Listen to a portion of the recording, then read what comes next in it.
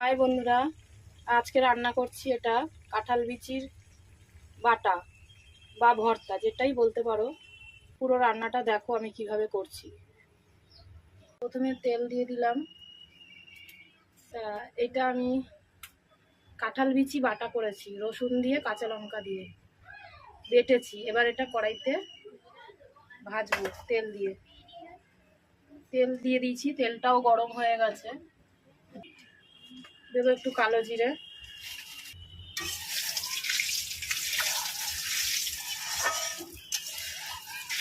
তেলটা ভালোই গরম হয়ে গেছে। এবার আমি এই বাটাটা দিয়ে দেবো, কাঁঠাল বিচির বাটাটা দিয়ে দেবো।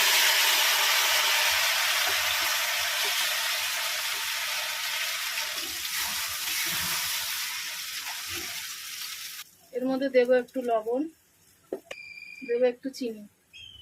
এবার আমি এটা ভালো করে কষিয়ে নেব। আঁচটা কম করে নেবে, কেননা এটা আমি তো কাঁচা কাঁঠাল বিচি বেটেছি। কাঁঠাল বীজটা যদি সেদ্ধ করে নিতাম তাহলে একটু কম সময় লাগতো।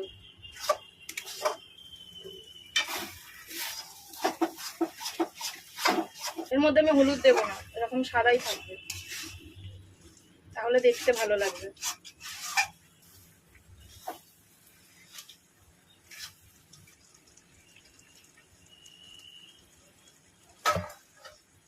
একটু ধনেপাতা কুচিয়েছিলাম দিয়ে দিলাম এর মধ্যে।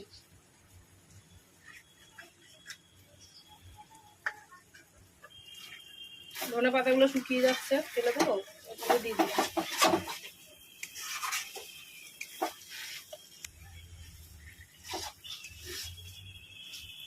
হয়ে গেছে দেখো বন্ধুরা, কাঁঠাল বিচি বাটা বা ভর্তা, তোমরা যেটা ইচ্ছা বলতে পারো। রাখছি, সবাই ভালো থেকো।